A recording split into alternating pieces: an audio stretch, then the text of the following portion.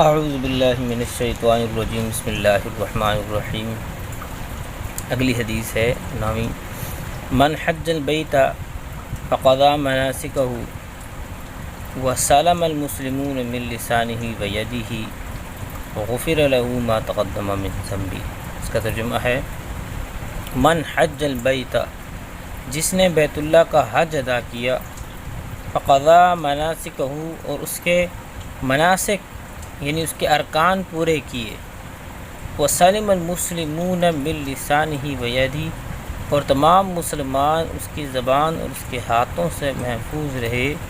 غفر له ما تقدم من ذنبہ، تو معاف کر دیے جائیں گے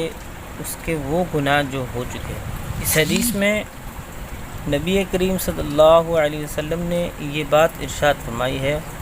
کہ جو اس طریقے سے حج ادا کرے کہ اس کے ہاتھ اور زبان سے دوسرا مسلمان محفوظ رہے، اور حج کے تمام ارکان وہ شخص پورا کرے، تو ان دو شرطوں کے ساتھ اس کے تمام گناہ معاف کر دیے جائیں گے۔ اس کا مطلب یہ ہے کہ ایک تو حج کے اندر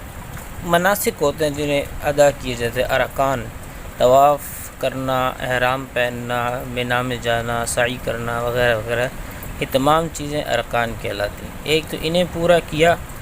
اور دوسرا یہ ہے کہ حج چونکہ ایک ازدحام کا نام ہے، یعنی جہاں پر دنیا کے اندر دنیا کے ہر کونے سے اشخاص آئے ہوتے ہیں، اور یہ ایک جمع غفیر ہوتا ہے،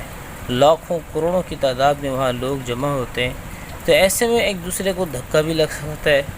تو اور غصہ آنے کی وجہ سے لڑائی اور ہاتھا پائی بھی ہو سکتی ہے۔ تو اس وجہ سے حضور فرما رہے ہیں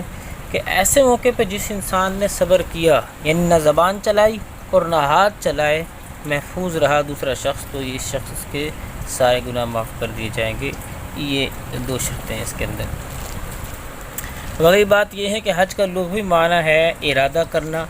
اور حج کا اصطلاحی معنی ہے مخصوص ایام میں مخصوص جگہ کی مخصوص اداؤں کے ساتھ حج ادا کرنے کا نام حج ہے۔ مخصوص ایام میں، یعنی یہ پورا سال نہیں ہوتا حج، بلکہ اس کے مخصوص ایام ہوتے ہیں، 8 سے شروع ہوتا ہے اور 13 پہ جا کے ختم ہوتا ہے، یہ اس کے مخصوص ایام۔ اور مخصوص جگہ یعنی کعبۃ اللہ کا ہونا ضروری ہے، لہٰذا ہمارے شہر میں یا دنیا میں کسی کونے کے اندر کوئی شخص طواف وغیرہ شروع کرتے کہ یہ نہیں ہو سکتا۔ مخصوص اداؤں کا، وہاں اس کی مخصوص ادائیں ہوتی ہیں، احرام باندھنا، پیاسا رہنا، بھوکا پیاسا رہنا، اور طواف کرنا، طواف زیارت، طواف وداع، اور طواف قدوم، اور سعی کرنا، اور اس کے بعد مینا میں جانا، ذوالحلیفہ میں جانا، یہ تمام چیزیں کہلاتی ہیں مخصوص ادائیں۔ اگلی بات یہ ہے کہ حج کب فرض ہوا، تو راجح قول کے مطابق حج 9 ہجری کو فرض ہوا، اور حج کی شرائط کیا ہیں؟ 2 طرح کی شرطیں ہیں حج کی، شرط وجوب اور شرط ادا،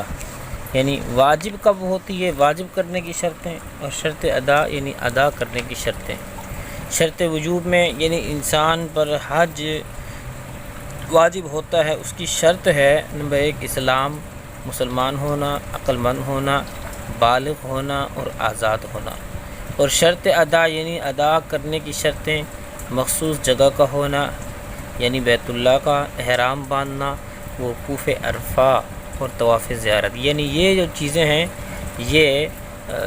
شرط ادا یعنی فرائض میں آ رہی ہیں، اس کے بغیر حج ہوتا ہی نہیں۔ پھر حج کی 3 قسمیں ہیں،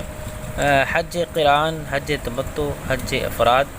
حج قران کہتے ہیں ایک ہی احرام کے ساتھ حج اور عمرہ دونوں ادا کر دیا جائے، یعنی یہاں سے گیا اور احرام باندھا، اسی احرام کے ساتھ اس نے حج بھی ادا کیا،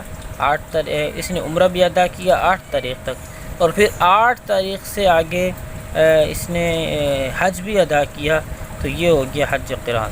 دوسرا ہے حج تمتع، یعنی عمرہ کا احرام باندھ کر عمرہ ادا کرنے کے بعد احرام کھولنا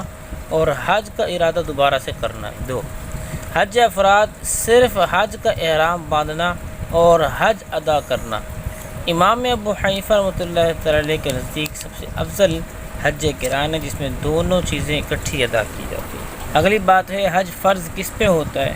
تو اللہ تعالیٰ ارشاد فرماتے ہیں وَلِلَّهِ عَلَى النَّاسِ حِجُّ الْبَيْتِ مَنِ اسْتَطَاعَ إِلَيْهِ سَبِيلًا، یعنی اللہ تعالیٰ کے لیے لوگوں پر بیت اللہ کا حج ہے جس کو استطاعت ہو۔ حدیث ہے کہ حضرت ابن عمر رضی اللہ عنہ فرماتے ہیں کہ ایک بندہ نبی کریم صلی اللہ علیہ وسلم کے پاس تشریف لایا اور عرض کرنے لگا کہ یا رسول اللہ حج کب واجب ہوتا ہے؟ تو آپ نے فرمایا جس شخص کے پاس ذات اور راحلہ ہو۔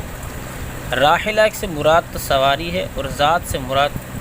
کھانے پینے کی اشیاء ہے، اور فقہاء نے اس کی تفصیل یہ کی ہے کہ جس شخص کے پاس جانے کا خرچہ ہو، ادھر رہنے کا خرچہ بھی ہو، آنے کا خرچہ بھی ہو اور گھر والوں کا خرچہ بھی ہو، تو اسے کہتے ہیں اس کو راحلہ، اس کے پاس ذات اور راحلہ دونوں چیزیں ہیں۔ حضور صلی اللہ علیہ وسلم نے ارشاد فرمایا کہ جس پر حج فرض تھا